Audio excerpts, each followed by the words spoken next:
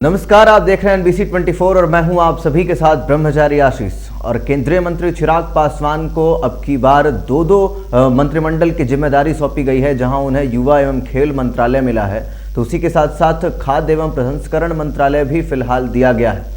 और ऐसे में आपको बताते चलें कि आखिरकार खाद्य एवं प्रसंस्करण मंत्रालय में जिस तरीके से चिराग पासवान को जिम्मेदारियां सौंपी गई हैं, तो इसमें बिहार की किस तरीके से वो विकास कर सकते हैं, देश के स्तर पर किस तरीके से एक तमाम जो कामकाज हैं वो कर सकते हैं, क्या कुछ होता है इस मंत्रालय में, इसी के साथ साथ क्या अवसर और क्या चुनौतियां चिराग पासवान के लिए रहने वाली हैं, इन तमाम चीजों के ऊपर विस्तार से चर्चा करेंगे। देखिए इस रिपोर्ट में। चिराग पासवान को मिले इस मंत्रालय में खाद्य प्रसंस्करण से संबंधित नियमों, विनियमों और कानूनों के निर्माण और प्रशासन का कामकाज जो होता है, डेयरी उत्पाद, दूध, फल और सब्जियों का प्रसंस्करण, पैकेट बंद भोजन और पेय पदार्थ आदि इसी मंत्रालय के अंतर्गत आते हैं। देश की अर्थव्यवस्था में इस मंत्रालय का अहम योगदान है।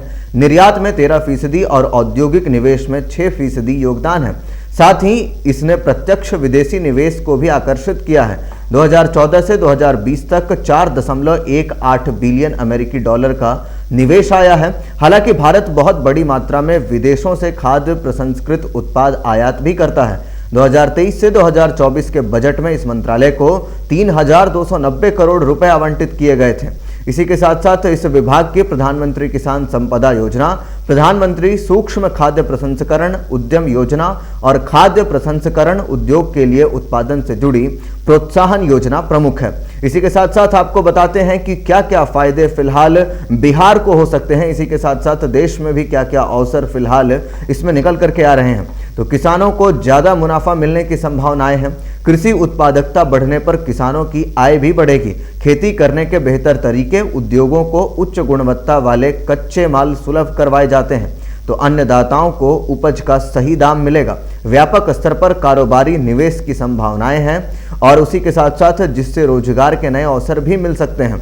फसल कटाई के बाद सुविधाएं, लॉजिस्टिक्स, कोल्ड स्टोरेज, चेन श्रृंखला और विनिर्माण आदि।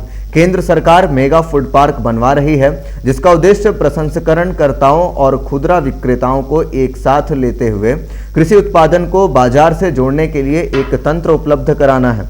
इससे किसानों की आय में वृद्धि और विशेष रूप से ग्रामीण क्षेत्र में रोजगार के अवसर सृजित करता सुनिश्चित किया जा सके। तो एक तरफ जहां प्रधानमंत्री मोदी का शुरुआती दौर से ही एक विजन रहा कि किस तरीके से किसानों की आय दुगुनी हो, इसको लेकर के चिराग पासवान की खाद्य प्रसंस्करण मंत्रालय के मंत्री के बतौर एक बड़ी भूमिका अदा कर सकते हैं।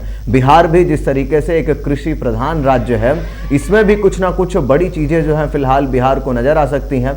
बिहार जहां पीछे है, तो ऐसे में चिराग पासवान के सामने चुनौतियां भी हैं कि आखिरकार चिराग पासवान इन तमाम चुनौतियों को पार करते हुए किस तरीके से इस मंत्रालय से बिहार के विकास में अपना योगदान देंगे।